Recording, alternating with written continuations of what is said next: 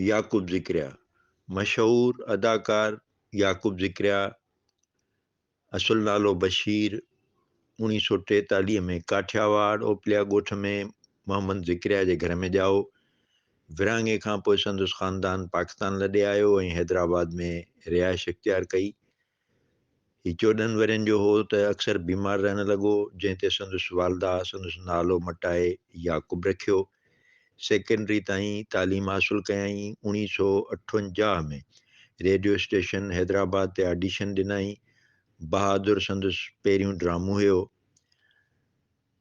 हिन रेडियो ते हज़ारे ड्रामनि में कमु कयो। 1970 में प्रोड्यूसर अब्दुल करीम बलोच खेसि PTV ते मुतारफ़ करायो। राणीअ जी कहाणी, जंगल, कारवां, दीवारें, नूरी जाम तमाची, औरत कहानी, जांगलोस,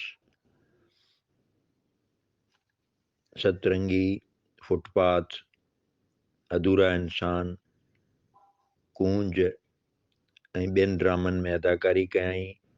याकूब ज़िक्रिया फिल्म घूंघट लाहे कुंवार, महबूब मिठा, मिठड़ा शाल मिलन, मोहबशीदी, उस्तादों के उस्ताद, ख़तरनाक हसीना में बि अदाकारी कई। याकूब ज़िक्रिया 8 दिसंबर 2008 ते वफ़ात करे वियो। वफ़ा रज़ा, इबरत न्यूज़, हैदराबाद।